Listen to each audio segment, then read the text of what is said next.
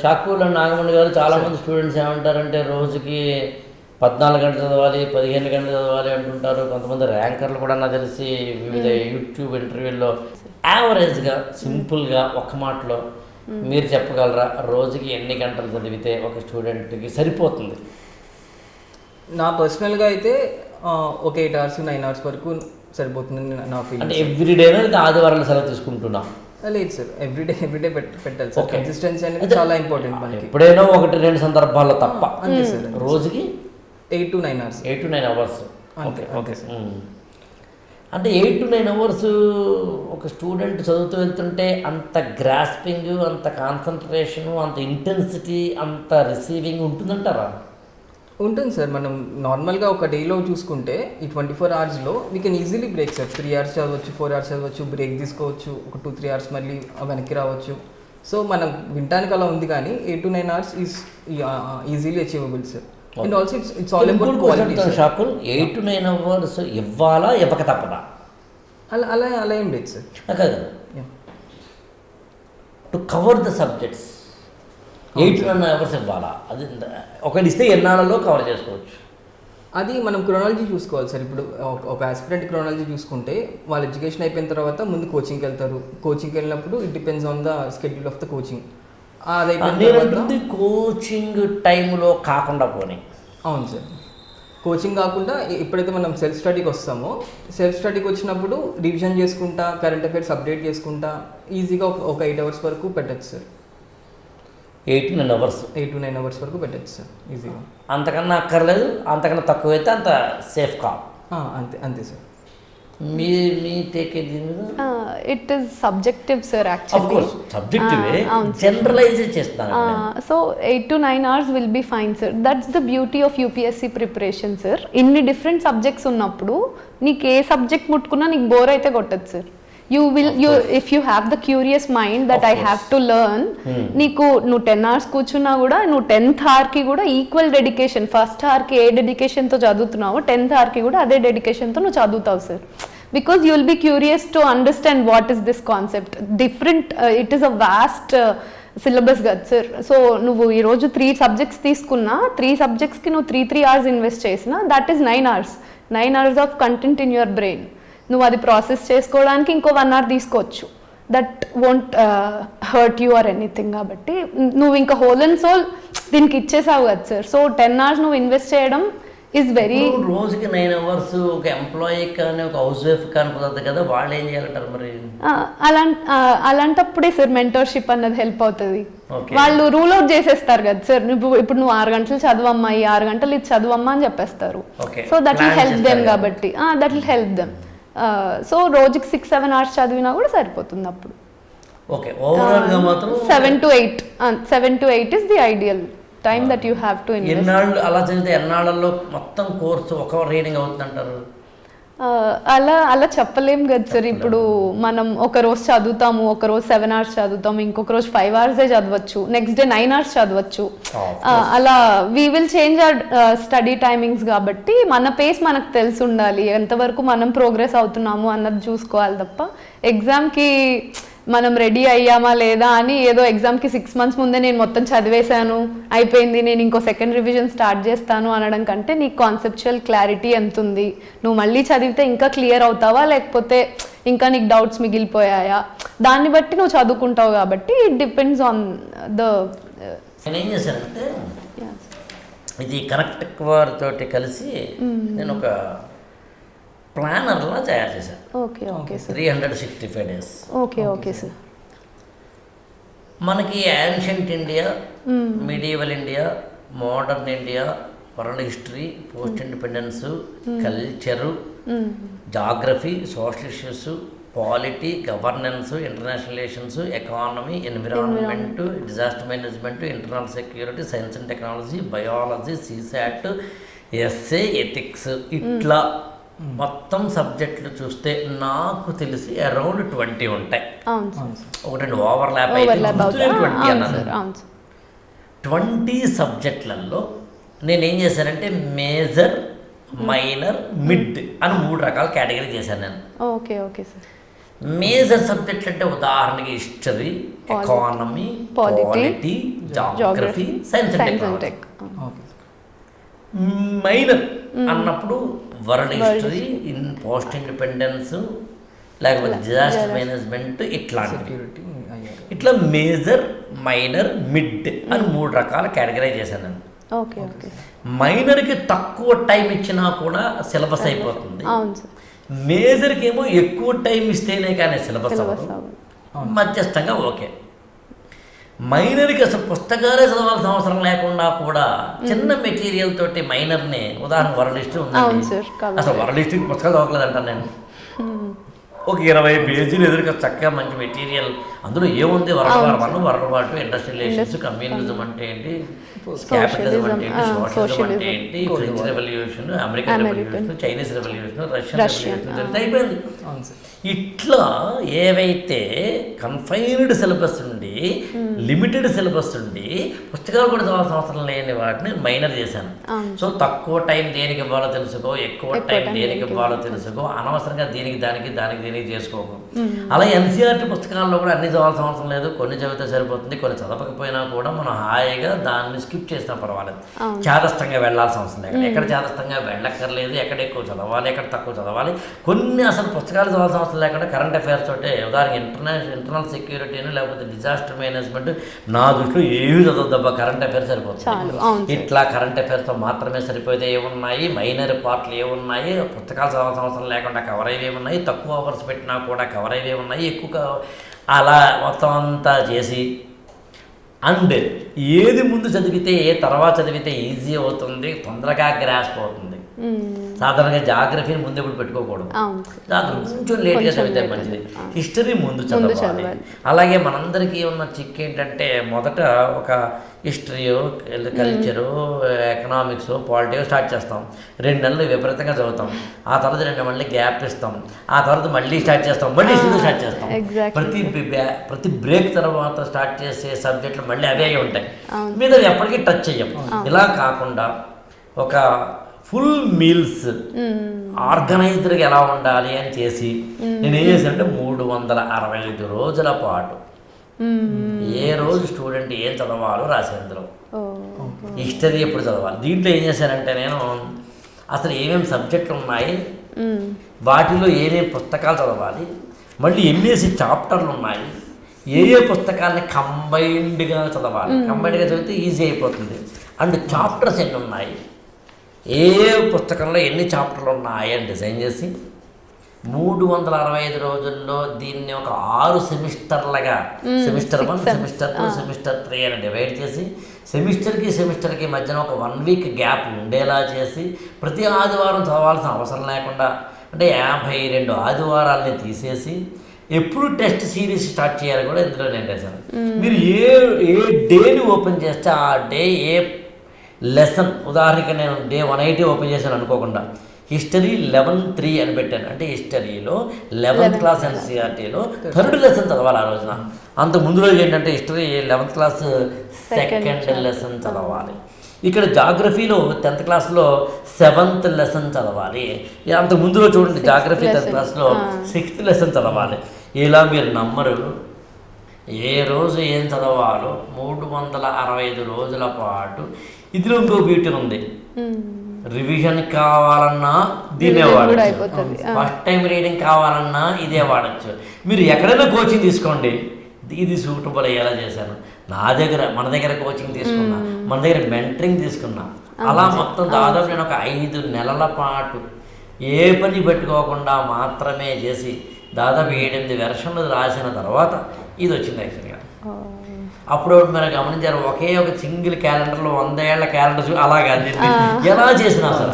Semester కూడా ఎందుకు చేశానంటే, ఏ కారణం చేతనైనా ఫస్ట్ సెమిస్టర్తో నీకు స్టార్ట్ చేయాలి అనిపించలేదు అనుకుందాం, సెకండ్ సెమిస్టర్ స్టార్ట్ చేసి మళ్ళీ ఫస్ట్. అంటే నీకు ఇందాక చూడండి, కొన్ని సబ్జెక్టులు ఇష్టం అవుతాయి, కొన్ని సబ్జెక్టులు బోర్ అనిపిస్తాయి. అందుకని ఏ సెమిస్టర్లో ఏ సబ్జెక్టులు ఉన్నాయో అని నాకు తెలిసి ద బెస్ట్ డైరీ లేదా ప్లానర్ నాకు తెలిసినంతవరకు యూపీఎస్సీ చరిత్రలో కాదు కదా, అసలు ఏ ఎడ్యుకేషన్ చరిత్ర కూడా రాయలేదు. టెస్ట్ సిరీస్ కూడా ఎప్పుడు స్టార్ట్ చేయలేదు అసలు. ఇంత చేసిన తర్వాత నాకు అర్థమైంది ఏంటంటే ఒక్కరోజు కూడా క్రమం తప్పకుండా చదివితే 365 రోజుల్లో రోజుకి 6-7 గంటలు చాలు. అవును సార్. ఒక్కరోజు కూడా. అవును నిజానికి ఫ్రాంక్గా చెప్పాలి అంటే ఇందాక మీరు చెప్పిన 8 అవర్స్ ఉంది కదా, రోజుకి 8 అవర్స్ చదువుతూ ఆదివారాలు స్కిప్ చేస్తే 9 నుంచి 10 నెలలు చాలు. తల్లి గర్భంలో నువ్వు వెళ్ళి ఎన్ని రోజులు బయటికి రావడం అనేది ఎలాగైతే ఉంటుందో అలా నువ్వు యూపీఎస్సీ ప్రిపరేషన్లోకి వెళ్ళి బయటికి రావడం అంతే. అందులో 8 అవర్స్ అయితేనేమో 9 నుంచి 10 నెలలు, రోజుకి 6 గంటల నుంచి 7 గంటలు అయితేనేమో 12 నెలలు. ఏదైనా ఆదివారం చదవచ్చు. ఆదివారం చక్కగా హాయిగా సాయంత్రం అయ్యేసరికి మంచి సినిమా చూడు, కాఫీ తాగు, పచ్చివరకే బజ్జీలు తిను, ఓకేనా. బట్ ఇలా ప్లాన్డ్గా లేకుండా నేను మాట్లాడుతుంది ప్లాన్. మెంటార్ కానీ గురువు కానీ కోచింగ్ కానీ ఇక్కడే ఉంటుంది.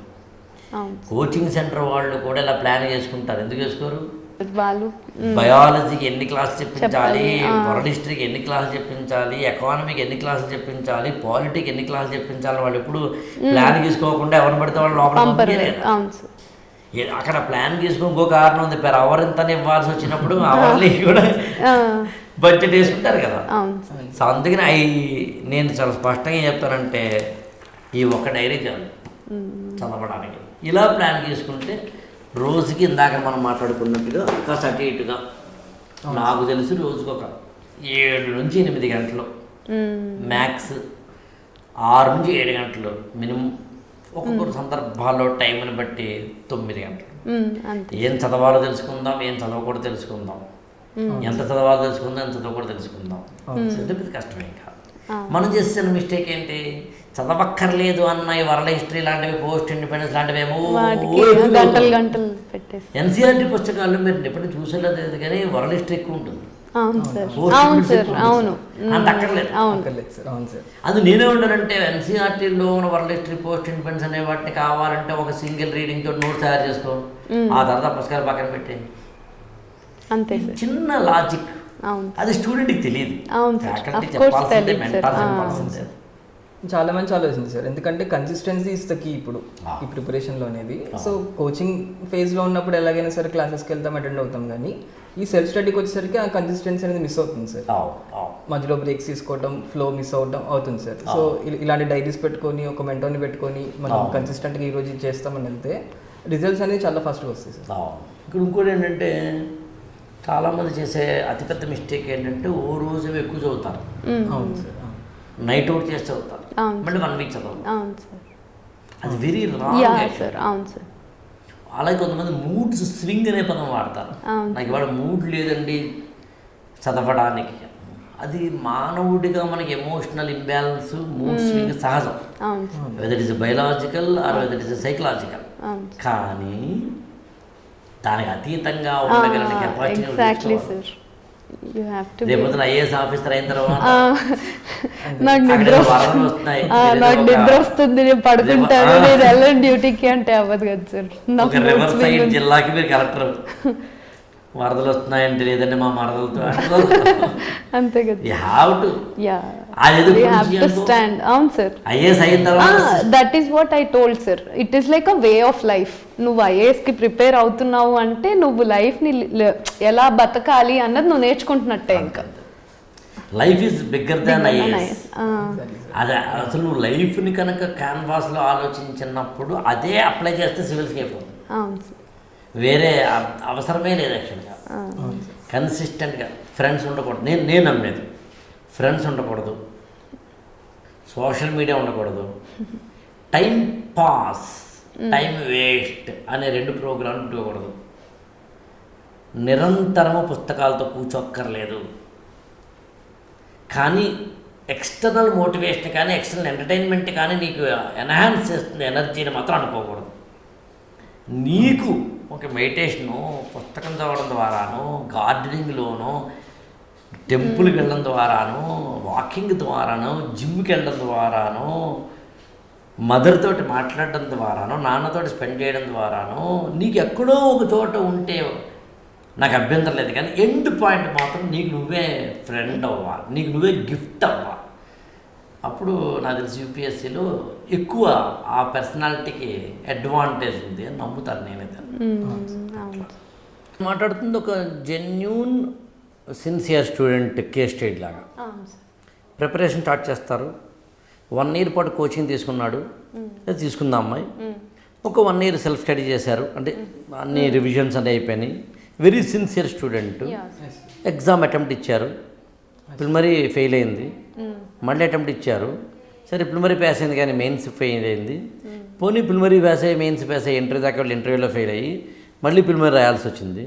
ఇట్లా ఈ సైక్లికల్ ప్రాసెస్లో ఒక genuine sincere student 3 to 4 years లేదా అట్లీస్ట్ 3 years స్పెండ్ చేసిన తర్వాత ఒక ఫెయిల్యూర్ జోన్లో, అంటే ప్రిలిమినరీయో మెయిన్స్ సక్సెస్ అవ్వడం అలా కాదు, ఓవరాల్ ర్యాంక్ రాకపోవడం అనే జోన్లో ఉండిపోయినప్పుడు నేను క్విట్ చేయాలా ముందుకెళ్ళాలా, అసలు am I suitable to this programme or not, or moreover where I'm losing, నేను ఎక్కడ లాక్చునే ఉంది, ఇది తెలుసుకోవాలంటే బేసిక్ ఏంటంటారు, ఎలా తెలుసుకోవాలి మీరు చెప్పండి.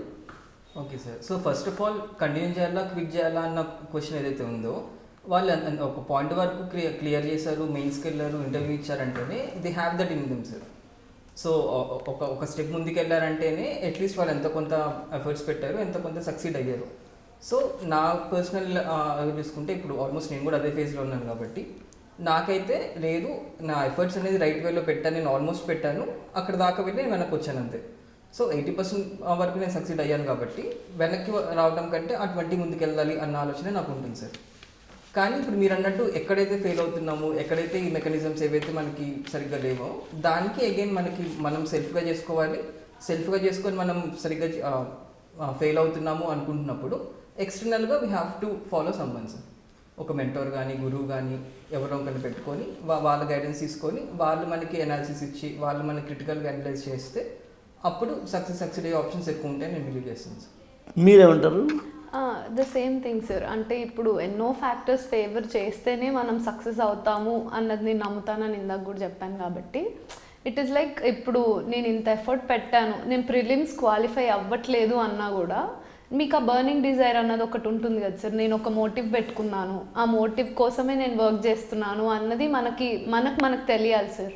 అది తెలిసినప్పుడు యూ విల్ ఓన్లీ అండర్స్టాండ్ ఒక 4 years డౌన్ ద లేన్ నీకు ఇంకా ఆ మోటివ్ ఉందా, లేకపోతే అది డైల్యూట్ అయిందా, లేకపోతే అది కరప్ట్ అయిందా ఆ మోటివ్ కానీ, లేకపోతే ఇంకా వేరే రీజన్స్ వల్ల కూడా అయి ఉండొచ్చు, ఫ్యామిలీ రీజన్స్ అవ్వచ్చు, ఇంకే రీజన్స్ అయినా అవ్వచ్చు. అది డైల్యూట్ అవుతుంది అంటే then you have to take the stand whether to quit or not. అప్పటి వరకు you can keep giving the efforts. ఆ 4-5 years నువ్వు ఎఫర్ట్స్ పెడుతూనే ఉండాలి. ఆ 4th year 5th yearకి వచ్చినప్పుడు then you have to decide. ఆ డెసిషన్ ఫ్యాక్టర్ అని వచ్చినప్పుడు ఈ 4-5 yearsలో you won't be sitting idle. ఏదో 1 yearకి యూపీఎస్సీ ఎగ్జామ్ వస్తుంది, ఇయర్ అంతా నువ్వు ఖాళీగా అయితే కూర్చోగదు సార్. You will try other things out. SSC కానీ, ఆర్బీఐ కానీ, ఎస్బీఐ కానీ, you will try other things.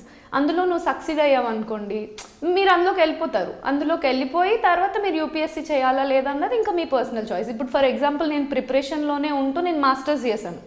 It's not like I stopped అంటే బ్యాచిలర్స్ అయిపోయింది ఇంకా నేను చదవను అని నేను అనుకోలేదు. నేను మాస్టర్స్ చేశాను. సో ఇప్పుడు ఆ మాస్టర్స్ చేసిన దాని బేసిస్ మీద కూడా నాకు ఆప్షన్స్ ఉంటాయి అన్న క్లారిటీ ఆఫ్ థాట్ అయితే ఉంటుంది.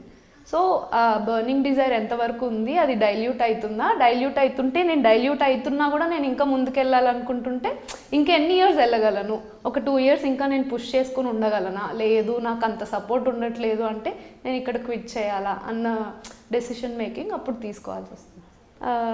సో మీరేం చెప్తారు సార్? ఇప్పుడు 5 years నుంచి ప్రిలిమ్స్ రాసుంటారు, 5 attempts అయిపోయాయి, 5 prelims అవ్వలేదు, then what would you suggest to that kind of a person? ఇది ఆ స్టూడెంట్ ఎవరైనా సరే ఆ స్టూడెంట్కి సంబంధించి క్విట్ చేయాలా, కంటిన్యూ చేయాలా, అసలు ఎంతవరకు ఎందుకు సక్సెస్ కాలేదు, ఇవన్నీ ప్యూర్లీ పర్సనల్. అంటే there is no comparison with someone. అవును సార్. అలాంటి వాళ్ళు ఏం చేయాలంటే 4 పనులు చేయాలి. 1, ఇంతవరకు నేను చేసిన ప్రిపరేషన్ యూపీఎస్సీ స్టాండర్డ్లో ఉందా లేదా అనేదాన్ని జెన్యూన్గా సెల్ఫ్ క్రిటిసిజం చేసుకోగలగాలి. ఇక్కడ కొన్ని బేసిక్స్ లేకపోతే, ఫండమెంటల్స్ లేకపోతే, కరెంట్ అఫైర్స్ చదవకపోతే, కొన్ని ఏరియాస్ మీద కమాండ్ లేకపోతే, ఎప్పటికప్పుడు నువ్వు అప్డేట్ కాకపోతే, కన్సిస్టెంట్గా చదవకపోతే రాదు. సో నేను యూపీఎస్సీ స్టాండర్డ్ని రీచ్ కాలేకపోవడానికి నా ప్రిపరేషన్లో ఉన్న ఫాల్ట్స్ ఏంటో నేను ఐడెంటిఫై చేయాలి, ఎవరు కాదు. ఇది మొదటిది.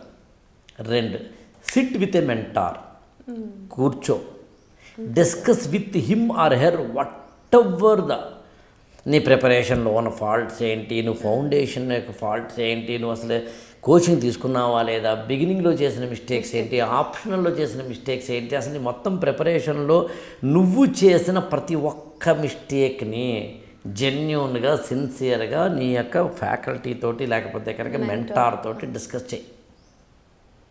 ఇక 3, రాబోయే రోజులో కంటిన్యూ చేయాలా ఇప్పుడు క్విట్ చేయాలా అనే దానికి సంబంధించి ఖచ్చితమైన పారామీటర్ ఏంటి అంటే 2. ఒకటి నువ్వు, 2 ఫ్యామిలీ. అంటే financial support, family in the sense that ఒకసారి నువ్వే ఫినాన్షియల్ సపోర్ట్ అయి ఉండొచ్చు.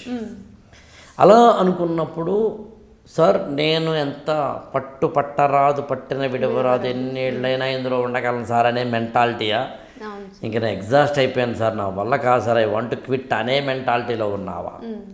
You should understand that. ఇక తర్వాత వచ్చేసి ఫ్యామిలీ సపోర్ట్ ఎలా ఉంది, ముఖ్యంగా ఫినాన్షియల్ సపోర్ట్ ఎలా ఉంది, పర్లేదురా ఇంకా ఉండు అంటున్నారా? ఇక్కడ ఫినాన్షియల్ సపోర్ట్ అన్నప్పుడు మ్యారీడా అన్మ్యారీడా, లేదా నువ్వు బ్యాచిలరా లేకపోతే కనుక నువ్వు ఎంప్లాయా అన్ఎంప్లాయా, అంటే సెల్ఫ్ బ్రెడ్ ఎర్నర్ ఇవేమి మాట్లాడలేదు. ఎనీథింగ్ మొత్తం మీద are you having financial support అన్నాడు. ఇంట్లో అమ్మ నాన్న సంపాదించిన ఆస్తులైనా ఉన్నాయా అవేమి కాదు, ఓవరాల్గా నువ్వు ఫినాన్షియల్ సపోర్ట్ ఉన్నాయా లేవా. అండ్ 2 ఫినాన్షియల్ సపోర్ట్ ఉంటే సరిపోదు, రేపు ఇంకో 2 ఏళ్ళైనా 3 ఏళ్ళైనా నేను దీన్ని పుల్ చేయగలను అనే కెపాసిటీ నీకు ఉందా లేదా. ఇంకా 4వ స్టెప్ వెరీ ఇంపార్టెంట్ ఏంటంటే అవసరమైతే ఒకసారి ఆగి వేరే ఎగ్జామ్ రాసి అక్కడ హిట్ కొట్టి అప్పుడు మళ్ళీ అగైన్ నువ్వు ప్రిపరేషన్లోకి వస్తావా లేదా రావాలా. లేదా ఏదైనా ఒక మంచి కంటెంట్ రైటర్గా, ఇప్పుడు మీ ఇద్దరు ఎలాగైతే కంటెంట్ రైటర్గా ఫ్యాకల్టీ కానీ చేస్తున్నారో కంటెంట్ రైటర్గా ఎక్కడొక చోట వర్క్ చేస్తూ కొంత నిన్ను రిఫ్రెష్ చేసుకొని, నేనైతే ఏమంటానంటే మీరు నమ్మరు, వరుసగా కనుక నీకు ఫెయిల్యూర్లు వస్తుంటే ఆగమంటాను నేను. అంతే సార్. ఆగు, రీథింక్, సెల్ఫ్ అనాలిసిస్ చేసుకో, ఇచ్చేకి అటెంప్ట్లు అనవసరంగా ఇచ్చేకి. అండ్ అటెంప్ట్లు కూడా వెంటనే ఇచ్చేయకు, ఇలా రావడంతో కొంతమంది మరీ దారుణం, అప్లికేషన్ ఫిలప్ చేస్తూనే అటెంప్ట్ ఇచ్చేస్తారు. యాక్చువల్గా అప్లికేషన్ ఫిలప్కేను ఎగ్జామ్కి మధ్యలో 3 నెలలే ఉంటుంది. నువ్వు మొన్న అప్లై చేసి ఇవాళ ఎగ్జామ్ రాస్తానంటే ఎట్లా? అందుకు వెంటనే అటెంప్ట్లు ఇవ్వాలనే కోరిక, సగం చదివి అటెంప్ట్లు ఇవ్వాలనే ఉత్సుకత ఇక పనికి రావు. వరుస ఫెయిల్యూర్లు వస్తుంటే మాత్రం ఆగు, అటెంప్ట్ ఇవ్వకపోయినా పర్వాలేదు. నువ్వు అటెంప్ట్ ఇచ్చుకుంటూ వెళ్ళిపోతుంటే ఒకటి అటెంప్ట్ ఏమో ఎగ్జాస్ట్ అయిపోతాయి, ఎనర్జీ కూడా ఎగ్జాస్ట్ అయిపోతుంది. జనాలు కూడా నేను ఏమంటారంటే 4 అటెంప్ట్ ఇచ్చావు ఏం చేసావురా అంటావు. అదే 2 అటెంప్ట్లతోటే కనుక నువ్వు ఫెయిల్యూర్ జోన్లో ఉంటే 3 అటెంప్ట్ ఆపు, ఇంకొక ఏడాది ఆగు, ఆలోచించు. కాబట్టి జాబ్లో జాయిన్ అవ్వు, కంటెంట్ రైటర్గా జాయిన్ అవ్వు, ఫ్యాకల్టీగా జాయిన్ అవ్వు, ట్యూషన్ టీచర్లో జాయిన్ అవ్వు, స్కూల్ టీచర్గా జాయిన్ అవ్వు. అంటే ఎడ్యుకేషన్ తోటి ముడిపడిన ఏదో ఒక జాబ్ తోటే ఉండు. నిన్ను రిఫైన్ చేసుకో, ఎక్కడున్నావు నువ్వు రిఫార్మ్ చేసుకో. నీకు అర్థమవుతుంది, ఓ ఇన్ని మిస్టేక్ చేశానా అని. ఎవ్రీడే ఒక్కొక్క మిస్టేక్ రాసుకో, ఎవ్రీడే ఒక మిస్టేక్ కొట్టేసుకో, అప్పుడు నువ్వు ప్యూర్ అవుతావు. ప్యూరిఫై అయిన తర్వాత right the examination, this is the right way అని నేను నమ్ముతాను యాక్చువల్గా.